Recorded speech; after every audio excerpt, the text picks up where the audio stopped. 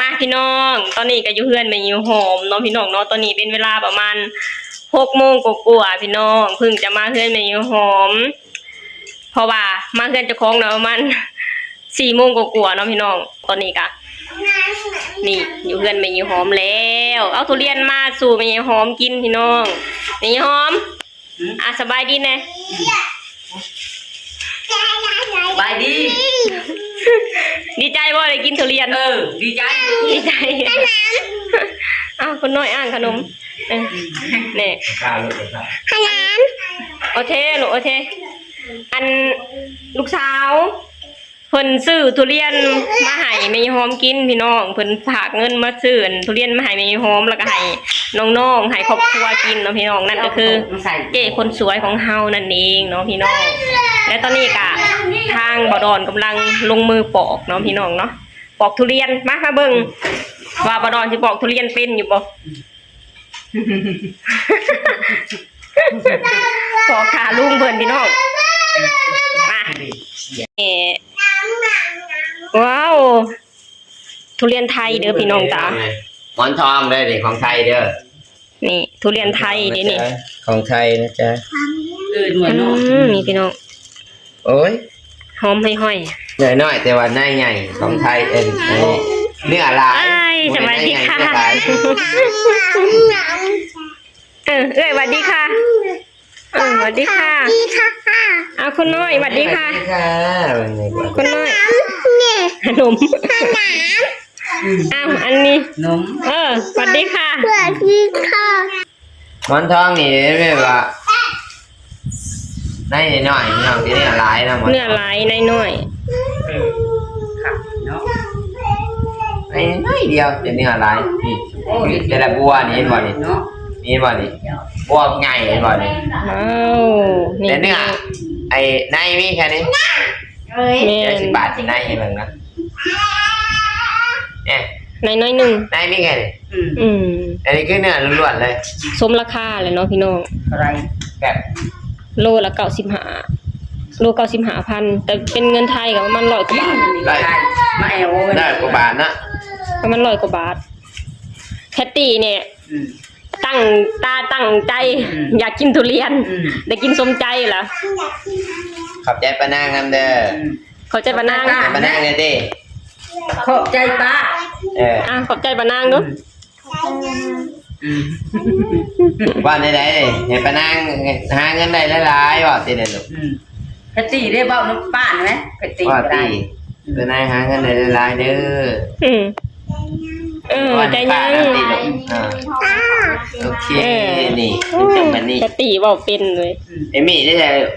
อันนี้มีแต่ยิ้มมันแล้วว่าสาวยิ้มมันไปคล้ายเกลือกมันเขาไอ้ได้เจ้าเอาบ่ฝากเฟิกไปนี่ล่ะทุกอย่างมันต้องมีครั้งแรกน่าคือบ่ว่าน้ำเฮาอันนี้แล้วว่ากับหมู่แล้วก็ว่าได้ถ้าแก่น้องแล้วคือบ่ว่าบ่ว่าได้เอ็มแล้วคือว่าน้องก่อยง่ายเลยเนาะโอ้เป็นสาวแล้วตามเอมี่แล้วยกมันมาแต่ว่าอายุนะประมาณซัมแพตตี้อายุซัมแพตตี้โอ้ยมันรู้จักความเบิร์นเรียนทุกอย่าง1ข้าว1น้ำเฮ็ดเรียนเนาะอันนี้จักลูกแล้วนี่2 ลูก2 ลูกได้หลายเติบได้พี่น้องเลย600,000หาลูก600,000กว่า600,000เท่าใดก่อนปีเดียว600,007ฮอดบ่600,000 670ประมาณนั้นเขาบอกคนเอาสารไปขึ้นมาปูบ่ปูเห็นยังแค่นี้ล่ะลุงจันทร์ที่นั่นมาเอาคืนนี้คือจะได้ยินเสียงรถเขาบ่แม่นบ่ได้มีเผื่อเราสิลงแต่หลังคา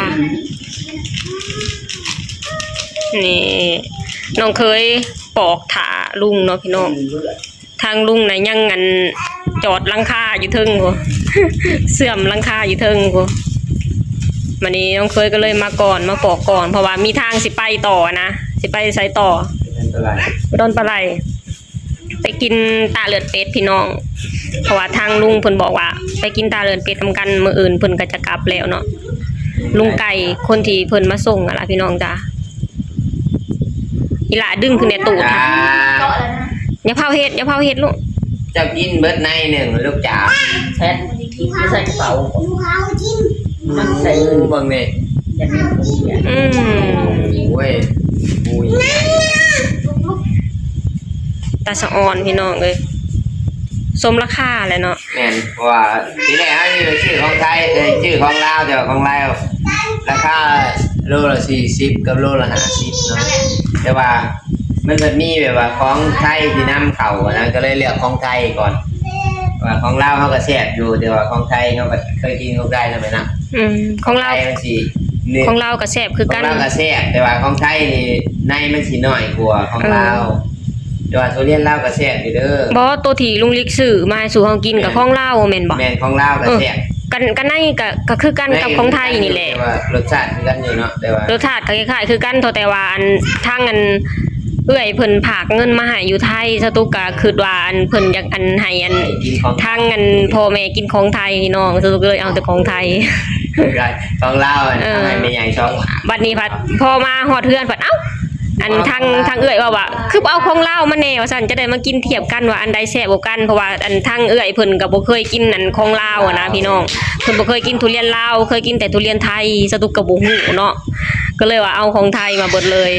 แต่ว่าถามว่าอันใดแซ่บกว่ากันซ้ำกันพี่น้องจ้าสำคัญของไทยของลาวก็สำคัญเนื้อนวลก็คล้ายๆคือกันนั่นแหละเพราะว่าเป็นพันธุ์เดียวกันของลาวก็มีหมอนทองคือกันหมอนทองลาวก็แซ่บ มันทองลาว รสชาติก็ค่อนข้างแบบว่าแยกบ่ออกเลยแหละพี่น้องเพราะว่าแซ่บคือกันเลย หมอนทองลาวกับหมอนทองไทยก็คือกันเนาะ อ่ะซิมดูคนปอกซิมมึงดูว่าแซ่บบ่เอาตัวนี้หน่อยเด้อ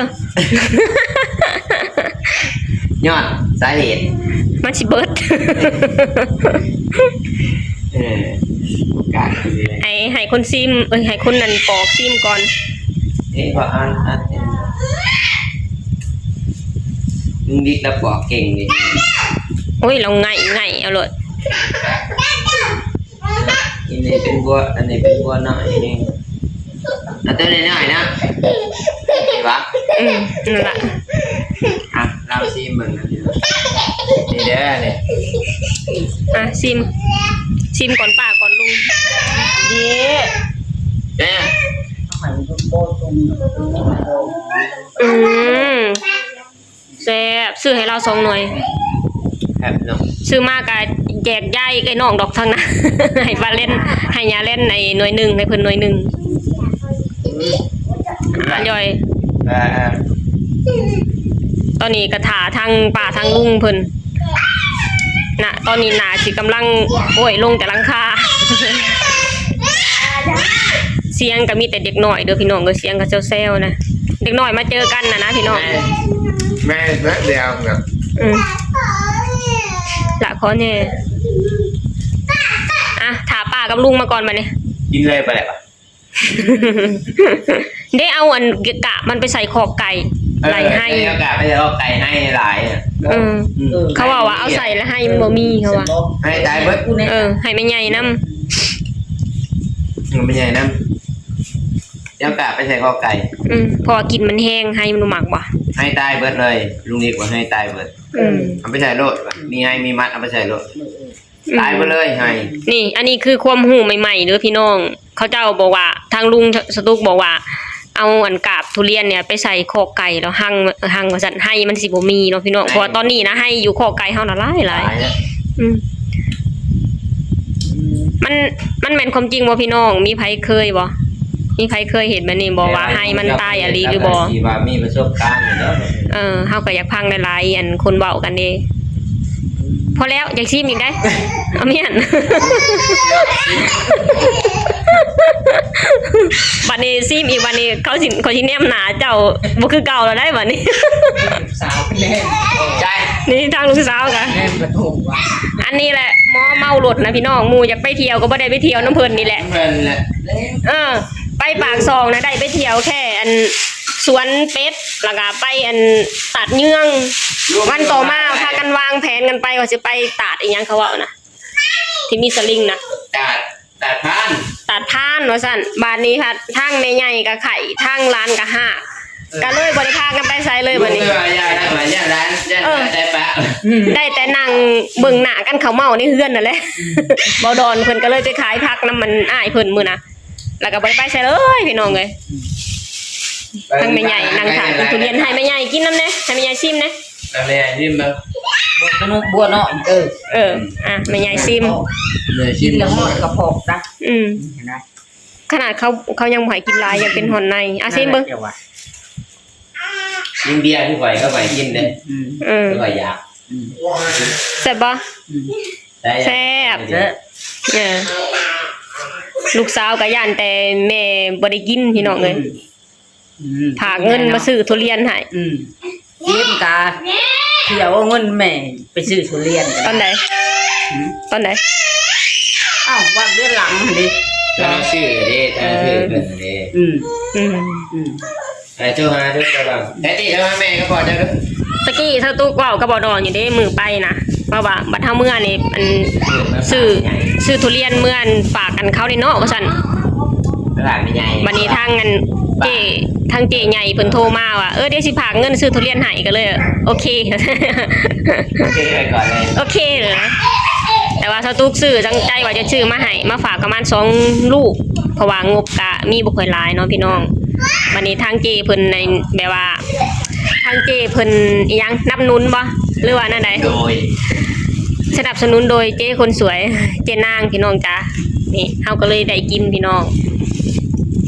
ต้องขอบคุณเจนางเด้เนี่ย7 โลปลาย7 โลปู ซื้อมาทั้งหมดนะ5ลูก ทั้งโจลินถ้ามึงงอ5ลูกเจ้าคือปาดเบิดเลย ไปเบิดเลยนะ กินรวมกันแค่2หน่วยอีก1หน่วยนะไว้ให้เฮากินต่างหากได้บ่เฮาเอาไว้กันคนต่างหากแล้ว ลูกข่อยมันต่างหากก่อนมันยาวไป ไอ้แบ่งไว้ก็ได้ให้เฮากินมื้อหน้า ปาดเลยยินได้จ้ะก็เอาแบ่งเอาเข้าตู้ไว้ให้เขากินมื้ออื่นก็ได้ แล้วมัน ก็จงไว้แค่2หน่วยเพราะว่า ตัวใดผมมันไม่ได้ยอมมันเอาตัวใหญ่ ปวดซุกลืม โอเคพี่น้องถ้าให้เอื้อยมาก่อนป้านี่จักลงแต่ลังคาหรือยังดังนั่นกะเอื้อยมาอะไรจังกินเนาะพี่น้องเนาะมาพี่น้องพระเอกนางเอกเข้ามาแล้วถ่าพระเอกนางเอกถ่าพระเอกนางเอกได้นะบอกตัวเรียนแล้วเรียบร้อยแล้วถ่ายเจ้า2คนนี่มาแล้วพี่น้องมันนี่จะพากันกินอันนี้หน่วยหนึ่งแบ่งไว้เขากินมื้ออื่นเนาะเพราะว่าไอ้ดอนเราปอกเบิด3เลยลืมบอกเรา เด้มาลูกจ้ะ นี่เนาะเพราะว่าแพทใส่ตู้เย็นไว้หาถุงหมัดเนี่ยมันยังโมเมนต์ ชิมหอดตอนเช้าอยู่บ่ได้เนาะ มาพี่น้องเดี๋ยวชิมให้เบิ่งชิมนางเอกชิม ไอ้ชิมใหญ่หลายเน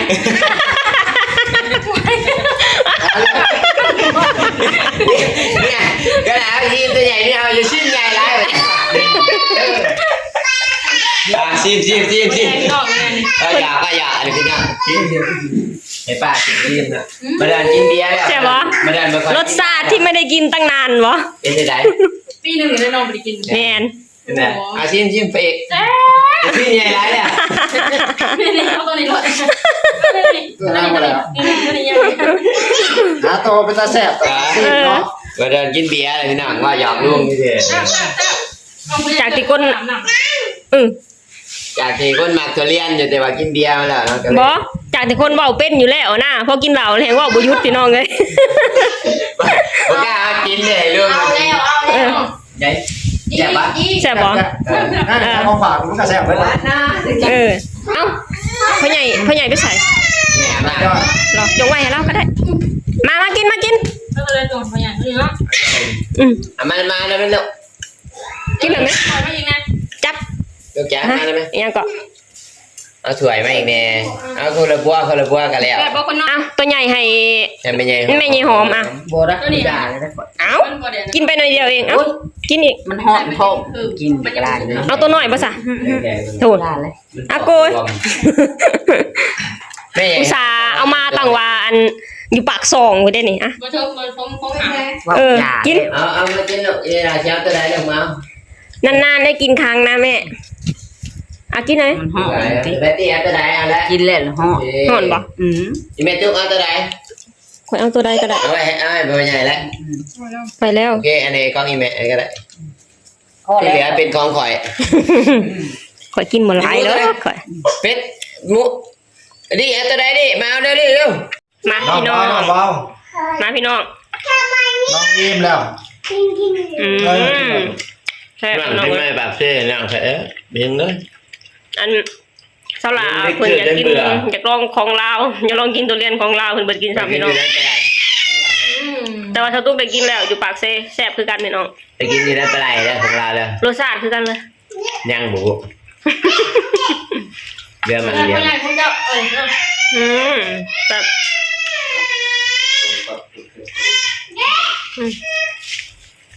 มีย่างเลย